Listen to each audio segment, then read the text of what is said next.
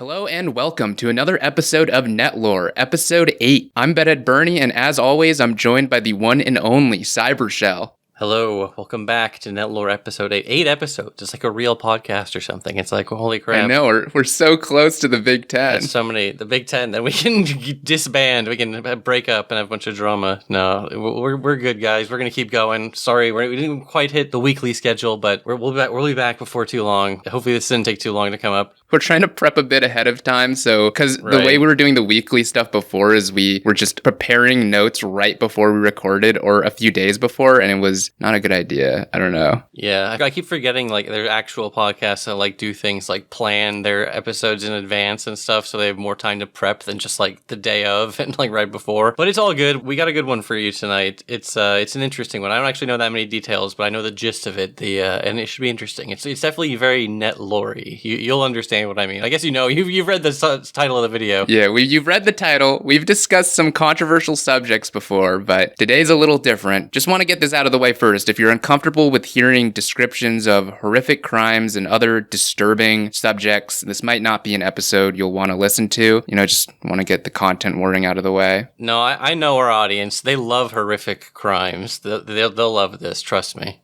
Yeah, with that out of the way, Jeffrey Dahmer, also known as the Milwaukee Cannibal, was an American serial killer and sex offender. Between 1978 and 1991, he murdered and dismembered at least 17 young men and boys. His crimes, which were often sexual in nature, shocked the world to the point that he remains one of the most infamous criminals to this day. And it was only last year that Netflix released the biographical drama Monster: The Jeffrey Dahmer Story, which became their second most watched series of all time. The show, while controversial, also received praise for how in-depth it went into the details of the case. Yet in spite of this, there may be an entirely new aspect that has gone unnoticed to this day. What if Jeffrey Dahmer had posted about his crimes online before getting caught? It may seem unbelievable at first, but rumors of this exact scenario have persisted since the 90s. It doesn't make any sense. People were using the internet before 2007? That doesn't seem physically possible. How is he... Answer this. Okay, how is he posting on the internet without an iPhone? That doesn't make any sense. So the first time I heard about this was from a thread on 4chan's paranormal board last year. So it was a thread about internet mysteries. Now, I just wrote right there, I did not make this thread. It may seem like I made it because I just found this randomly, but no, I did not make this.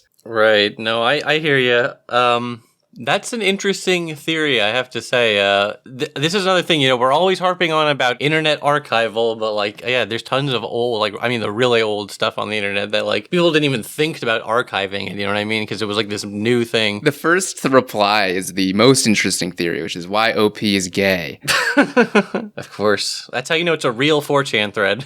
The one that stuck out to me, and obviously I think the reason this was brought up is because of the rejuvenated interest from Netflix, is a post from December 1st, and it says, Jeffrey Dahmer supposedly posted on Usenet's Alt.tasteless board, but no archives exist from this time period. All that exists are copy and pastes of a couple of his posts. So firstly, obviously the question is not just, what the fuck is Usenet? What is Alt.tasteless? What is this? What does this mean? If you're young, like me, you don't know really anything about what that ecosystem was like. I mean, I don't even think you know much about it, Cybershell. No, yeah. Full disclosure, I'm a little too young to have really ever interacted with the Usenet ecosystem. You're supposed to be the boomer here, damn it. I know. This was even before my time. I remember they would make reference to the Usenet groups on The Simpsons and stuff, and I was like, it's sort of like the precursor to internet forums or whatever, but it was kind of like email threads. It's kind of hard to explain, but it was one of the first ways people are really communicating on the internet. I don't really understand how it works, so this is just an explanation that I copy and pasted, but I do have that photo of The Simpsons referencing Usenet, just for a good measure. What is Usenet? Usenet is one of the oldest computer network communication systems. It was created in 1979 to exchange files and messages through the UUCP protocol. The one-to-many text system was once the dominant form of content online. Before images, there was a way, I think, to send images, but it was really... complicated. Well, it used to be like, if you wanted to see like a 4 megabyte image, it would take like 10 minutes to fucking load the thing. Not even that. What I read is that they had to send like a file as text, and then it had to be converted by the reader so then they could view the image. So if they wanted to see like a GIF, they had to like follow this bizarre process. It was really weird. I don't know. I don't understand it. I'm talking on my ass here, but this was the golden age of ASCII art. Again, I was talking, maybe I'll do a whole episode on just what ASCII art, the lost art form, when before sending pictures was viable. But yeah, like it's crazy to think before that even websites were like the dominant sort of just like go to everyone has their own little blogs and, you know, little micro websites. It was like, yeah, just these like Usenet groups where people were obsessively like, this were all like a lot of the early fandoms, like the Trekkie fandom, like where they were Usenet posters back in the day. Yeah. I talked about one of those fandoms in one of my videos on my main channel about the Tiny Toon Stalker, and that was also partially why I wanted to look for more of these kinds of old internet urban legends, because nobody really investigates them. I find that really interesting. Right. We need to do all the Usenet mysteries we can, because the only way we're getting any closure on any of these, we're going to be like interviewing these like 50-year-old people. We got to get these interviews in before these guys are dying of old age. I don't think we're going to interview Jeffrey Dahmer, unfortunately, though. Damn it. I don't think that's this was what I was going to say. I don't know. Might be a little bit of he said, she said. You know, I'm going to need to see some proof on this. Well, first, before we see the proof, okay, we do have proof. There is some proof. But before we get to the proof, what the hell is Alt.tasteless, right? Like, what is this? What is that? Once again, I don't know what this is, so I'll just let them explain it for themselves. This is an excerpt taken from their FAQ. Alt.tasteless is a news group devoted to tasteless phenomena in all its forms. It's a place for people with a twisted and sick sense of humor. In Alt.tasteless, we like to get into the details. We want the feel of it, the smell of it, the stench of it, every little rotten and puss-oozing detail. And then, of course, some rough pictures of it in alt-binary pictures tasteless or alt-tasteless pictures. So it was basically this kind of countercultural thing. They were infamous for trolling other communities. There was a particular raid that there's even a Wired article about where they were trolling rec.pets.cats. I didn't look too deeply into that, but that could honestly be its own episode. Right. Yeah, I was going to say, of course, you know, people just assume that like all freaks online spontaneously came into existence when, you know, Moot created 4chan, but there were actually freaks online even before 4chan, and they had to congregate somewhere, and I guess this was one of those places, you know, one of these edgy, again, the general culture of online edginess was so much more commonplace, you know what I mean? Like the idea of doing raiding some other community was just seen as being for the epic lulls of you know, it's not like, I don't even know. Again, I didn't post an Alt.tasteless. Someone in that 4chan thread was speculating on like if it was the origin point of 4chan and all that shit. Like this person says that it was pretty much like B, but more into gore than sex. So I feel bad because I have to keep clarifying. I don't know if they're telling the truth. Like I'm just saying what I've read. I don't have that in-depth of knowledge. So, and it's not really relevant to the actual specifics of this story per se. I just want to make it clear. If I get something wrong, please correct me in the comments if you're more like familiar with the subject than I am, because I am interested. We just need more academic studies and papers on like cringe Usenet groups and like reviving like old dramas from 30 years ago or whatever. It's said to have attracted 60,000 readers at its peak too, but that's self-reported. So maybe that's bullshit. I don't know. They're trolls. Okay, with that said, now let's get to where the actual theory goes. When I first read that post, I was very interested in seeing if there was any other sources for this, and there aren't really many references to it online. The most easily accessible source, where if you just Google it, you'll find this, is on the site Film Boards from 2005, and it's in a thread called Jeffrey Dahmer Rumors Related to Star Wars, Clock DVA, and SP. What's interesting about this is that one of the rumors actually is true and even was in the Netflix show, which is that yes, Dahmer actually did wear contacts to imitate Emperor Palpatine from Star Wars. Oh, so he was an epic cosplayer. I mean, I guess. I think it's more closer to those weirdos who identify with the Joker and then plot to blow up their school, but... Right. He wasn't just kidding Palpatine. He wasn't really messing around, yeah.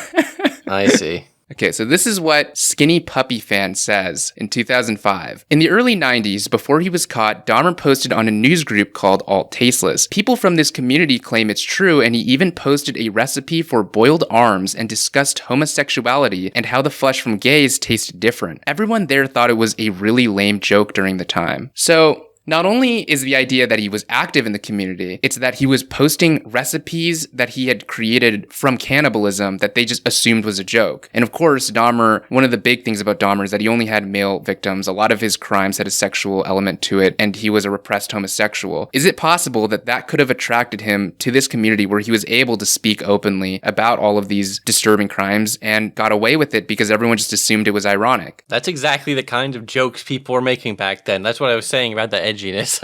You know what I mean? That wouldn't have been out of place. Adding to this theory is the fact that later on, users seemed to kind of embrace the idea of a serial killer in the community. So it kind of seemed like a place that he would be able to fit in. They began referring to him as Saint Jeff and venerating him, ironically. It's kind of similar to how certain communities would idolize, like Elliot Rodger or something. I don't know. It's kind of... That's quite odd, I have to say. If I mean, again, I haven't seen any hard proof, but I've seen definitely it's people were under the impression that it might have been the guy. So now let's go to the evidence. Finally, sorry, I've stalled so long. Here we go. I gotta set up the theory first.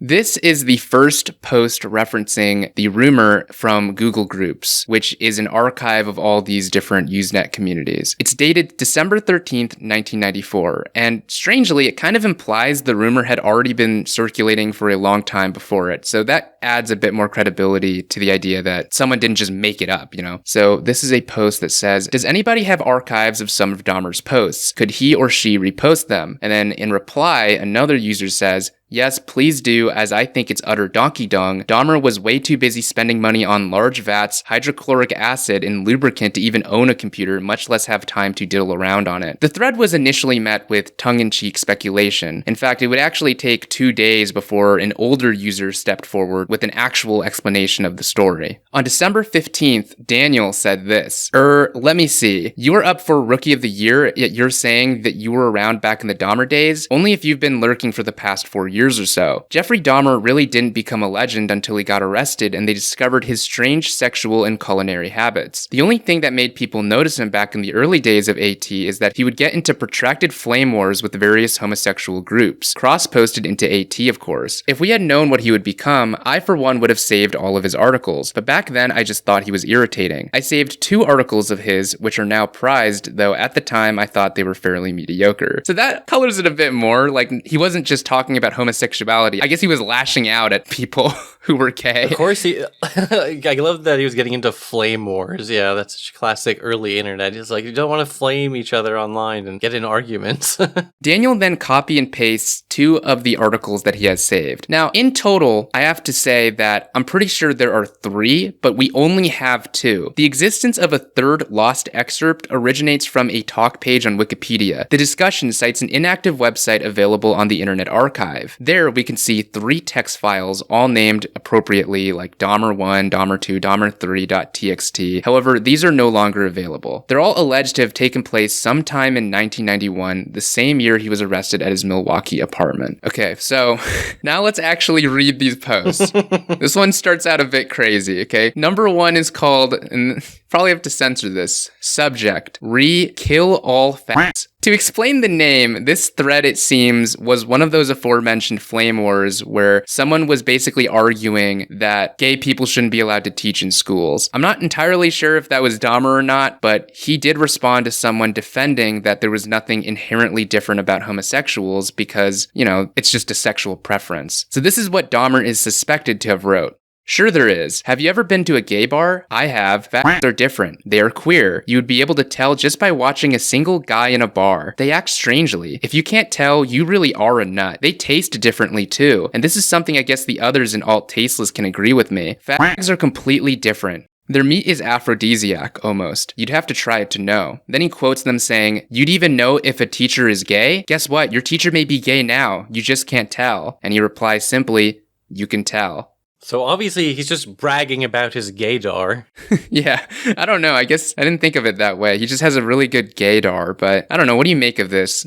Does this sound like something Jeffrey Dahmer would say? Is it out of character? I guess I don't really know him well enough to know if whether it's out of character or not. I mean, I suppose, it would be a little, it'd be a little cringe to be committing crimes and posting about it online, but I guess he did it in a sort of way where it's like plausible deniability. It's not like I murdered everyone, by the way. It's noticeably quite dry, which is interesting because Dahmer seemed like a very dry person from the interviews, but I don't know. And here is the second post, which is simply titled, "I just ate an arm. Guess what, everyone? I just had an arm for dinner. The donor didn't need it anymore. He didn't need any of his body parts anymore, so maybe I'll eat them all. How to cook an arm. First, you put it in a pot and set the water to boiling. You have to have a big pot to fit all the arm in. You can maybe cut the arm into littler pieces if you want, but I didn't. After a little boiling, it doesn't even look like an arm really, just meat. Cut the good parts off with a knife. It really just looks like meat, floating meat. Then cut some carrots and other veggies and mix them in. Then open a can of tomato paste and put that in too, to give the water a little flavoring. Throw in other things if you want, whatever makes it good. It's good soup.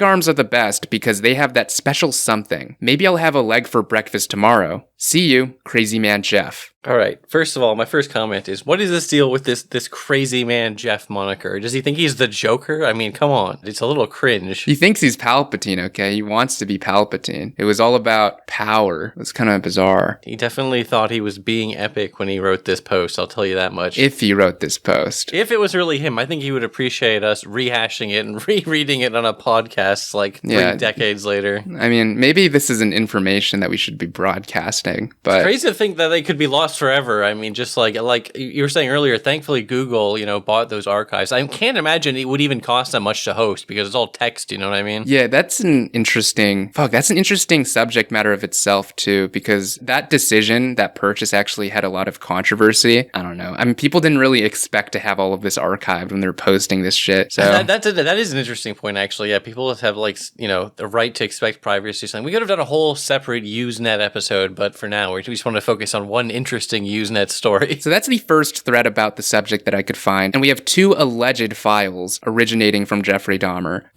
If true, it's kind of crazy to just overlook this stuff, but... Right. Well, at least we definitely know this isn't just we know this isn't some schizo on X posting a theory. It's actual lore on, whether it's true or not, it's lore on some old internet community or a bunch of old heads are corroborating it. Because this actually did become a defining part of this community's legacy and reputation. I mean, the fact that I'm talking about it right now shows how far it's come to represent this community in a way. Right. I'm sure most of these old Usenet groups don't have anyone talking about them ever, you know what I mean? I will say, I said that it was kind of bizarre that people overlooked this, but this has happened before, even on 4chan, where someone will actually just post a threat or talk about their actual crimes and nobody will believe them until they show proof. And I don't know, there are several instances of this happening. I guess it's not really that out of the ordinary, but... It's a whole separate weird thing to think about, now whenever someone goes on some psycho killing spree, people are so fast at finding all their online profiles and but sites like Google, they just want to wipe them instantly and delete and ban them, which I'm not even saying is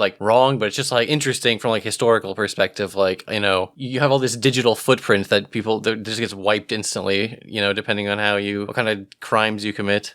The next thread came 4 years later on March 18th, 1999, when a different person attempted to investigate the case. They conclude after searching Snopes, a Metacrawler, and Deja News, there was some truth to the rumor. Now, this thread is interesting because it reveals there were actually 2 versions of this urban legend that were kind of at odds with each other. So, to explain what the second version is, I'll just read out this post from L. Folly. I don't know if this will make it back to the original NG, but here's the answer. Back when I had an .edu account about the time St. Jeff died, one of the regulars, I forgot who, grabbed a free disk from AOL and snagged the screen name Jeffrey Dahmer at AOL.com. It was not really Jeff, you turd burglars, but the posts were generally hilarious. And in response, someone replied, "Did you really type turd burglars? Wow, you're so tough." As far as I know, St. Jeff posted from a local Milwaukee ISP or .edu account, not some limp dick mouth breather service like AOL. Yeah, fuck AOL. So,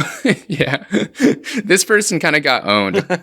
Apparently, that person just assumed it was a different instance where it was confirmed to be a troll, and people were really pissed because he was just explaining that, assuming that he knew more than he did. The actual explanation would come from a person named Harry. Now, from what I can gather, Harry was notable in the community. His explanation for this story that we're about to read was later put into the FAQ, which indicates this was viewed as a reputable account. And there's also a lot of people who just quote him. In searching his name in that community, a ton of people seem to have like signatures of some sort with just quotes from him. It was really weird. So right. Well, signatures used to be a whole separate thing, like a part of the posting, ecosystem or whatever. But yeah, I guess, like I said, if there's not going to be any academic papers written about these, yeah, we have to go based on word of mouth. We have to go based on like the oral history. I mean, it's not literally oral history, I guess, but it's like we're reading through correspondence. It's like kind of like an oral history in a way. We have to just, if a trusted community member posts something, I mean, again, you never know, because like we just said earlier with that previous guy who's confidently posting like he knew it was up, but turns out he was just some random jackass. But like you said, I agree with you. If you can find evidence this was a respectable community member, might be worth listening to their account.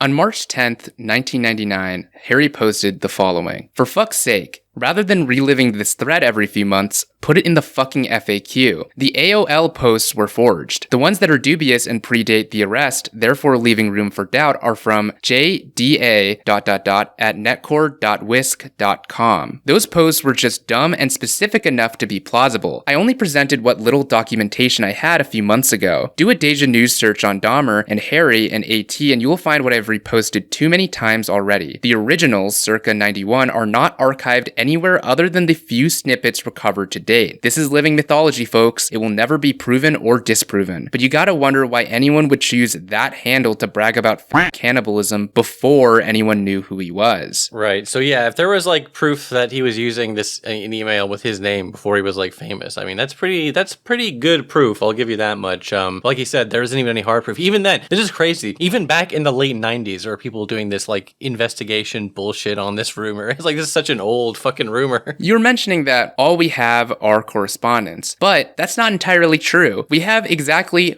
one piece of evidence now, which is the very specific email that all of this importance is placed on, our only tangible lead. We actually do have the full address. It was censored before, but if you verify you're a human, Google will show you the full email. And so it was simply jdahmer@netcore.whisk.com. Damn, well, that's, I mean, I don't know, that's pretty, I'm definitely, I was skeptical. I think I was reasonably skeptical at first, but that's a pretty solid piece of evidence. Or is it?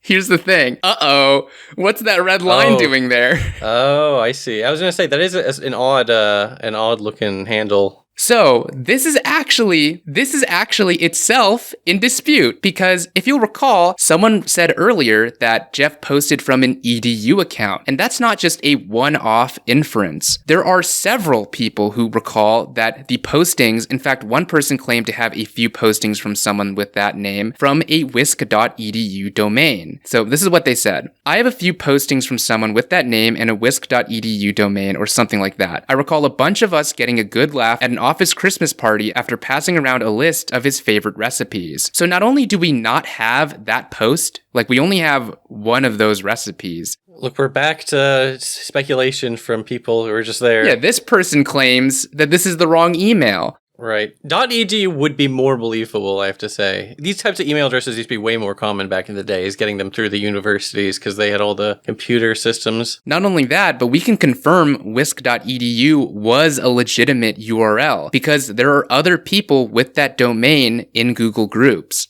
Right, yeah, like I was saying, that definitely would check out. Going to whisk.edu on Wayback Archive reveals that the earliest archive is December 19th, 1996, and this shows that it was the home page for the University of Wisconsin-Madison. Right, so it was a legit university URL. So what do you think? Is this a pretty big glaring hole?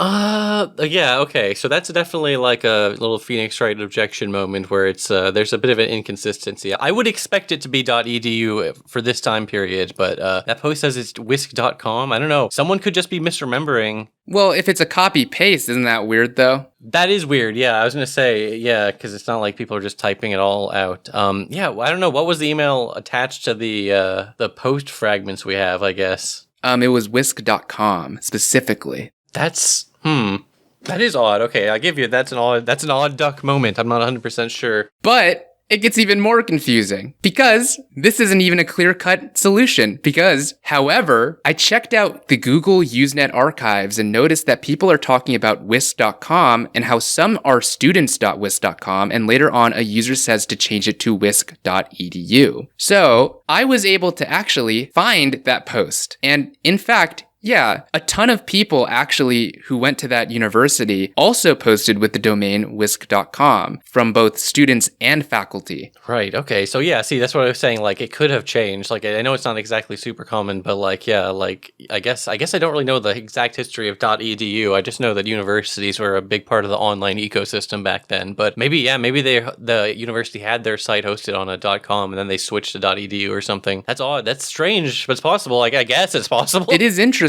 though, because I think we read a post before that talked about how he didn't have like a computer or something, or it's not clear if he had a computer. Well, this would imply that he was likely using a school computer, right? If this is where the posts were coming from. Right. That's certainly possible. But that doesn't even make sense, does it? Because this is where I want to hear your thoughts right now, because what do you think about all of this? Do you think it's legitimate or not? I was extremely skeptical at first. I don't know. The skeptic in me just inherently wants to lean on, oh, it's probably a hoax. It's probably fake. Like, every fucking thing online is fake. But I don't know, the email thing. And now the email thing I thought was pretty convincing, but then it turns out it's even, it's got a flaw in it. I guess I'd be leaning towards fake, but I don't know. I want to believe, because that would make for a more entertaining episode, but I don't know. This is interesting. I didn't know this was like a whole mystery that people were having. I just want to know what your thoughts are, because there is one final piece of evidence that I was able to kind of uncover that unfortunately will reveal the answer. Oh no. The smoking gun. The smoking gun. The mystery solved. Since 1999, people have been wondering. So, because we're in 2023, we have the benefit of hindsight, okay? So these posts are supposed to have been made in 1991, the same year as Dahmer's arrest. That meant he was 31 years old at the time. So already that's a little bit, it kind of impacts the plausibility of the urban legend, right? Right. That it happened right,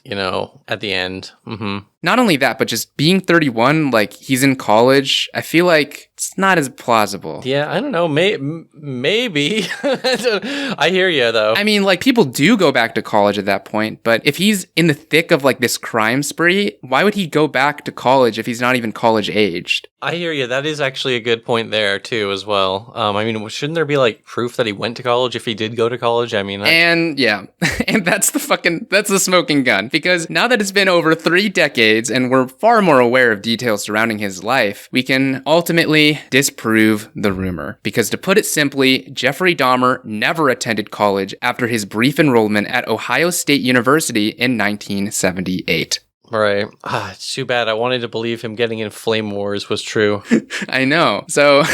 This is pretty clear-cut proof to me that this is a hoax. The fact that Dahmer not only dropped out of college for good, but studied in a different state just makes it too implausible. I guess some college kid just thought that this horrific local serial killer was the perfect opportunity to mess with people using his school resources and shit, which is itself kind of funny, but also messed up. Like, I don't know. Again, that's just what it was like back then. You were just expected to troll your Usenet groups. Now, as for why everyone in the community believed it, I think that is interesting. I don't think that everyone was doing so as like a joke. Like, Harry is an older member. I don't think he just made this up to fuck with people. It's possible. Like, I wouldn't be surprised if I found out that he did this on purpose. Right. Some of the people there could have been fucking with people. But again, it all comes back to what I said earlier. It's about shit not getting archived properly. If everything was just perfectly preserved and for everyone to see, then maybe it would have been easier. But even back then, they were like, we only have a few archives of a handful of these threads or whatever. But I just wonder, like, the fact that they were copy-pasting these messages, if they did truly fabricate these all themselves, why would they date them to 1991? Wouldn't it be more convincing if they chose an earlier date, for example? Yeah, perhaps. I mean, I guess, 91 makes it a little closer to like, again, it's like not that many people were all on the internet back then, you know what I mean? That's why I was saying the whole, it was all out of the focus of the universities, because there's only the dweebs and the eggheads who were even posting on these Usenet groups. Of course, that's why the Star Trek fandom and all that stuff was flourishing on there. My personal theory is that their memories just became fuzzy over time, and there's just that in combination with the other urban legend, like the other troll, basically made it so they're like, oh, well, there was a fake one. It was the AOL one. And that other one, I guess that one was real, because I don't remember if it was before the arrest, but I think it was. I don't have any memory of that one getting publicly disproven, so in their mind it just got solidified as, oh, I guess that was true. Yeah, I can totally see that being the conclusion. In conclusion, in the end, although the urban legend is fake, it's interesting to think about how it went unquestioned for this long, and how many people, even in that community where you're supposed to doubt everything, just believed it unquestionably. The few people who remember the site and what led me to talk about it all stemmed from just a well-crafted prank that I guess has persisted 30 years. It is, again, yeah, that was the part I kept thinking was funny, which is that we're even talking about this bullshit at all. It's just some psycho decided to be a troll online. And then all these years later, there's still the ripple effect. The butterfly wings flapped and they're still reverberating. I will admit, okay, it might be a bit unsatisfying. Okay, I'm sorry, guys. I basically introduced you to a fake rumor and then told you it was fake at the end after explaining all of this shit. I'm sorry, okay? It's about uncovering the truth. Look, I'm gonna be real. The only reason I'm doing it is because I wasted my time researching this, okay? Look, it was, right. You see, I wrote there, it was fun to look through these decade-old archives to try to scape together what little information survived. Like, it's true, but it's also like a cope. Like, I'm coping. This dude fucking got me, okay? Hey, it's a public service announcement. We are saving, anytime someone is going to Google this from now on, they're going to find this podcast and be like, oh, I guess that was fake.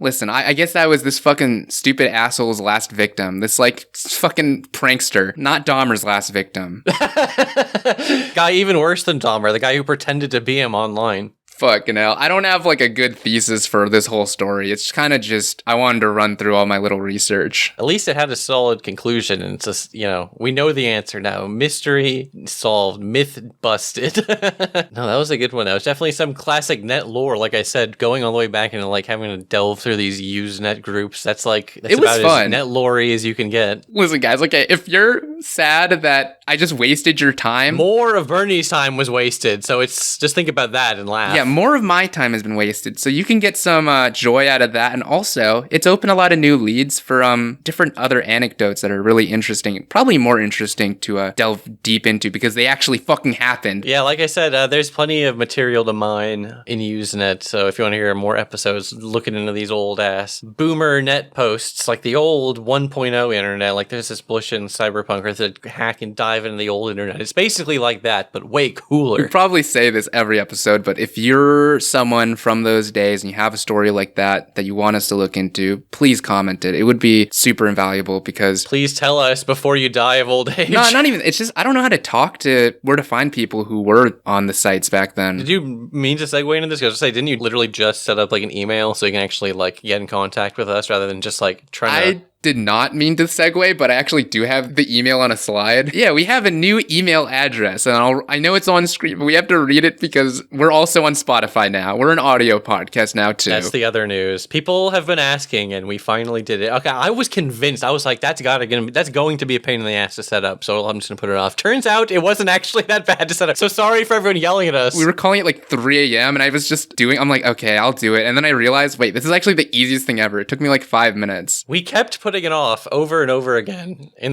people have been asking in like the comments to every video, please put this on some kind of podcast service, and we're like, oh, we'll do it eventually. Then they're like, please just do it, it takes like 5 minutes. And I'm like, come on. Anyways, we did it. It's on Spotify. Yeah, NETLORE podcast, no spaces, no underscores, netlorepodcast@gmail.com. If you want to email us stories, email us tips, email us fan art, anything. That's the most important one, fan art. You guys are really fucking cool. You listeners, we've gotten so much fan art art since the last episode, and so much of it is just genuinely like amazing. Like it's fucking crazy. We got some very talented fans. It has been crazy. We got so much fan art before we even mentioned it once in a video, and now that we have mentioned it, we've gotten even extra more, and it's been very cool to see. I gotta say, I appreciate all the fan art. The only thing I worry about is that there's almost too much, and I've made sure to include every single piece of fan art that I've been made aware of up until this point. But I'm worried that in the future we won't be able to do that because it's going to slowly just become like a longer and longer fan art section, and then like that means nothing to the audio listeners. I was explaining to me like, now we put it on Spotify. Now that you are on Spotify, and if you're listening to this on one of those services, enjoy the fan art section, which you can't even see. You can't see. You're not going to see any of this. Just in case you somehow weren't aware, this is also on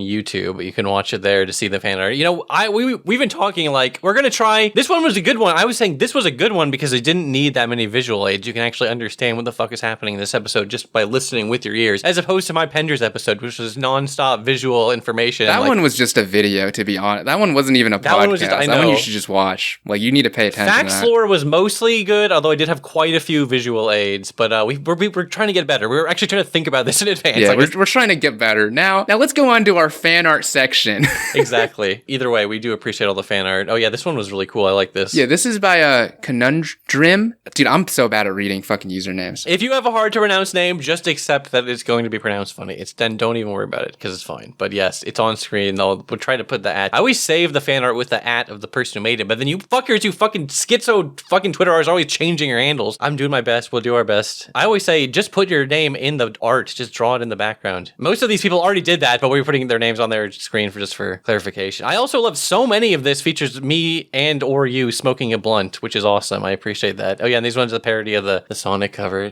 No, it looks good. I appreciate, like I said, all the art. I guess people just enjoy drawing our little characters because we've gotten quite a lot of fan art. It's been dope. But yeah, I don't know. I try to retweet it when I see it, but I don't. Sometimes I miss it. You know, sometimes I get a lot of notifications. And sometimes I just scroll through them really fast. This one's fun. This one's us as chows. This is the second time you've been drawn as a chow now, which is crazy. Which is such a specific thing. Yeah, now you're a chow. Now you're like a plumpy little chow. I do. It fits it in pretty well. It's just like the classic Sonic chow, which I don't even want to think about chow. I broke my brain by making that chow video. Now just thinking about chow. It's cute that they made me drawing too. That's really nice. Right, classic chow activity. More Sonic. Dude, I'm like such a fake fan. That's the thing. Like, Cybershell is my main exposure to Sonic. It is funny that we get a lot of Sonic themed stuff and Bernie doesn't know shit about Sonic, but I think it's good. I appreciate all the Sonic references. Don't worry. This one is cool. Didn't you say this one was made in Dreams? Oh yeah, like the PS4 or whatever app, the game making app or whatever. That's such a crazy thing. I appreciate all the 3D fan art. We got like multiple pieces of 3D fan art, which has looked insanely cool. This one is another 3D one. This one looks fucking crazy. This is by Slayer Yuri. Yeah, that's another good use of the logo as a pin, and people made some really good backgrounds too, I gotta say. No, I like how you look here. They made me look a little sus. No, it looks perfect. That looks perfect. We both look a little crazy looking. That's what it looks good. Then this one by Proto Kiyu is really cool. I love the composition is so crazy. That's another one where I said the background is fucking cool. And half the time I have some kind of weird boxers on. Half the time I'm just a fat round Sonic.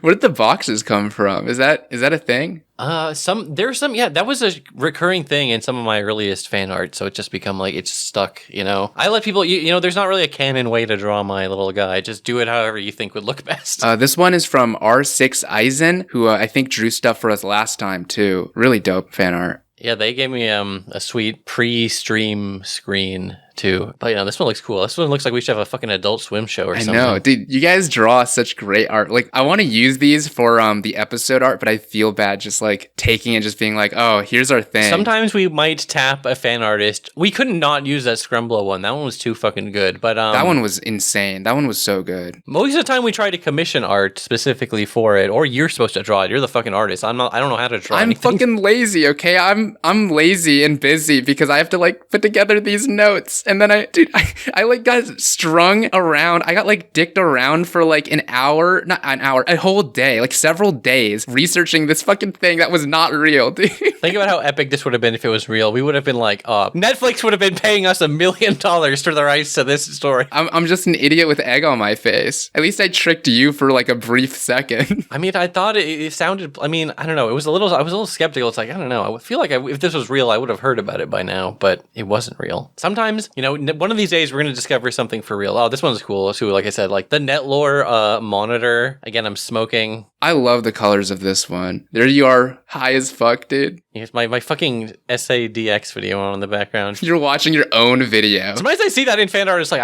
I promise you I would never watch my own video, but maybe I'm showing it to Bernie, I don't know. If enough time has passed, I can watch my own videos, but man. There's a couple of videos, if I'm really proud of it, I just don't have any interest in listening to my own. I mean, I think almost every creator is mostly the same way. By the time you're done making the video, you've already heard it and seen it, you've made the video. You know I cannot listen to these podcasts back. That's why we've hired an editor, because man. That is literally, it sounds stupid. The hardest part of making a video is like actually sitting down and recording the script. You think it'd be like writing it or doing the editing. Editing is like kind of tedious, but it's not that bad. I hate recording the audio. Yeah. That's why the podcast is just like a conversation, so it's different. So, but yeah. And this is really cute. This is from Kandioki, the NETLORE cookies. I wish these were real, okay? I want to eat the NETLORE cookies. We got to make them real. I want to eat them so bad. They're so nice. I think they gave me like a little snowman nose too, which is really cool. Well, my character is a snowman technically, but I love that your character is just like a fat like hedgehog. It's like cool.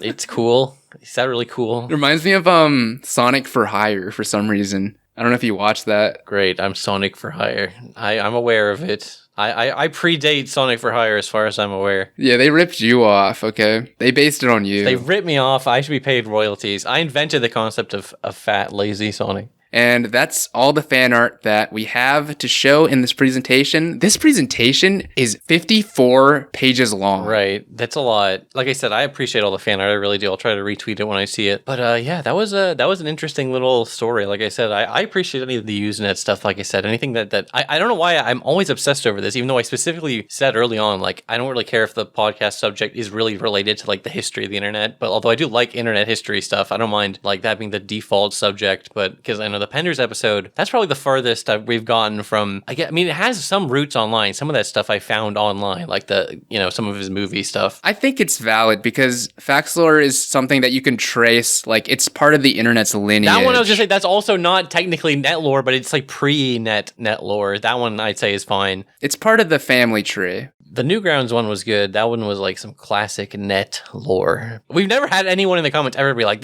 why is this called NETLORE? This doesn't count as NETLORE. But there's no way you could say it on this one, is all I was going to say. That's true. The only thing I worry about is people are just going to be mad that it's like all bullshit. That's why I didn't make this into a video, is because I was originally planning to make this to a video, but when I made the Tiny Toons one, even that one had interviews and was like a whole conspiracy. There was all this stuff to look into and dig through. Right. There are more primary sources. And even then, I got people who were like mad because they're like, dude, you clickbaited me. This is fake. So I'm like, oh. Sometimes debunking a rumor is also fun, though. I thought the last episode was extra. People are going to be like, what the hell is this? Because, the Charles Martinet thing, because that's like just it's a rumor. We didn't even have a conclusive answer at the end. We were just like, well, I don't know, is it or not? And the funny thing is that one will have a conclusive answer, whenever that game comes out. I think I already decided that, like, I thought the worst case scenario for me was everyone in the comments saying, oh, it's obviously him, or everyone in the comments saying it's obviously not. But there were people in the comments adamant on both sides. So it's going to be a perfect little time capsule of this was a real thing on the internet, whether you like it or not. This was a real piece of internet history. There was this debate, this like conspiracy theory about the voice actor. But yeah, that's I just want to make sure we had all the major NETLORE news. Like, it's on Spotify. We got the email. All right, guys. Well, hopefully we upload another one after this week. Hopefully we stay consistent. Right. Sorry, guys. We missed last week. We're working on more. We got more episode ideas. We're working on them. Don't worry about it. I got some good ones. Yeah, don't worry. No spoilers, but I am really excited for what Cybershell's got cooking up. It's a really interesting topic. Yeah. Next one. I don't know if it'll be the next one. It might be the next one. Either way, it'll be soon. Don't worry. It'll be a good one. But until then, see ya. You have to make a threat. Wait, you have to make your threat, your iconic death threat. I forgot. I can really guess. You better be back next week, or I'll. You're like half-hearted, dude. I don't know. I don't have it in me. I'm tired. I know. I'm tired of insulting the audience. I feel bad. Yeah, after like all the fan art, you don't want to say that you want to like beat them up. I'll always show all this wonderful fan art. It's like, all right, you bastards, you better come back or I'm going to break your kneecaps. I promise I won't really break your kneecaps, guys. I don't want to get age restricted for threatening the audience. I'm turning over a new leaf. Dude, this episode, if it gets age restricted, it's not going to be because you said that you're going to break their legs. Oh, yeah. That was almost going to be, it's not quite an announcement, but that was an idea we had. Was like, we We might do some like NETLORE after dark type videos on the like more edgier, controversial subjects that wouldn't really fly just as a regular podcast, just because of terms of service and stuff like Live Leak, and like, I don't want to spoil too much, but yeah, if you're interested, let us know. The idea is to paywall it, and then it doesn't even matter if it gets age restricted because it's all specifically for patrons. We don't have a Patreon or anything yet. Yeah, we don't have anything like that yet. I think we got all the news out we needed to get out. I think we can wrap it up. We've already ended this once. Now let's just, okay. Now we can end it for real. We're ending the episode for real right now. So thank you for listening, and goodbye.